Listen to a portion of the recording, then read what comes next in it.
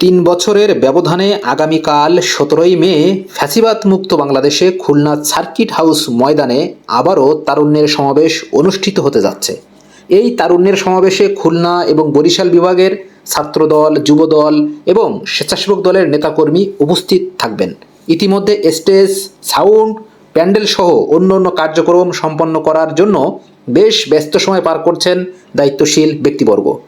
খুলনা জেলা যুবদলের আহ্বায়ক ইবাদুল হক রুবায়েত গণমাধ্যমে বলেন, বিগত ১৭ বছর তরুণ প্রজন্ম ভোটের অধিকার থেকে বঞ্চিত এবং বিএনপির ভারপ্রাপ্ত চেয়ারম্যান তারেক রহমান তরুণদের ভোটের অধিকার প্রতিষ্ঠিত করার জন্য কাজ করে যাচ্ছেন। উনি আরও বলেন, নতুন প্রজন্ম আগামীর বাংলাদেশে দেশ নায়ক হিসাবে তারেক রহমানকে ভূষিত করেছেন। বাংলাদেশের রাজনীতিতে একজন মাত্র নেতাকেই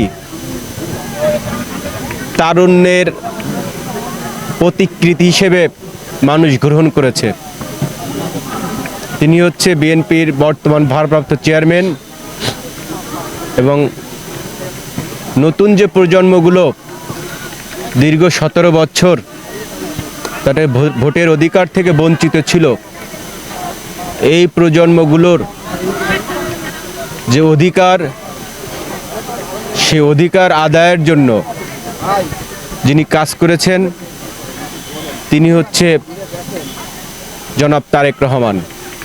পটুয়াখালী সদর থানা যুবদলের যুগ্ম আহ্বায়ক বলেন, স্বতঃস্ফূর্তভাবে সবাই সমাবেশে অংশগ্রহণ করবে বলে আশা ব্যক্ত করছি।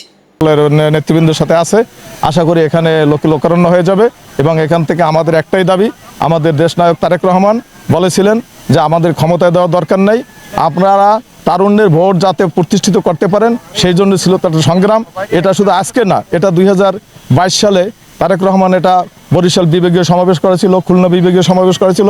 সেখানে একটাই বলেছিল যে বাংলাদেশে প্রায় 3 কোটি তারুণ্য ভোটার, এই ভোট যেন তারুণ্যরা তাদের অধিকার প্রয়োগ করে যাকে ইচ্ছে তাকে খুশি যেন দিতে পারে, এটাই ছিল মূল প্রতিপাদ্য বিষয়।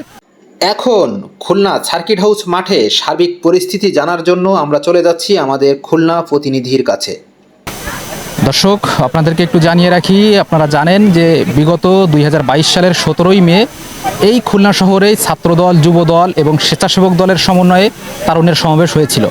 তারপরে পার হয়েছে প্রায় 2 বছর।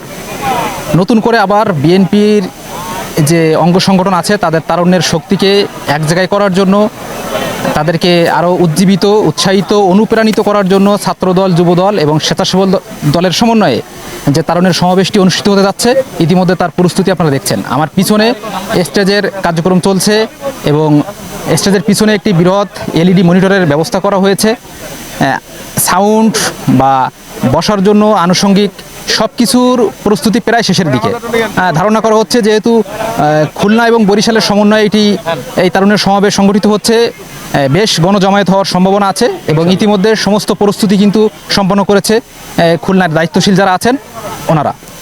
এইদিকে ভুয়া তথ্য দিয়ে জুলাই ফাউন্ডেশনের টাকা হাতিয়ে নেওয়ার অভিযোগ উঠেছে তথাকথিত 1 জুলাই আহতের বিরুদ্ধে। ওনার সম্পূর্ণ পরিবার আওয়ামী লীগের রাজনীতির সাথে যুক্ত। এলাকাবাসী এখনও ওনাদের ত্রাসে মুখ খুলতে চাইছে না।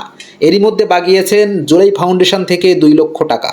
খুলনা সিটি কর্পোরেশনের 9 নম্বর ওয়ার্ডে বাস্তহরা কলোনিতে এই পরিবারের বসবাস। শেখ রাসেল 5ই আগস্টের ভুয়া তথ্য দিয়ে বনে গেছেন জুলাই আহত।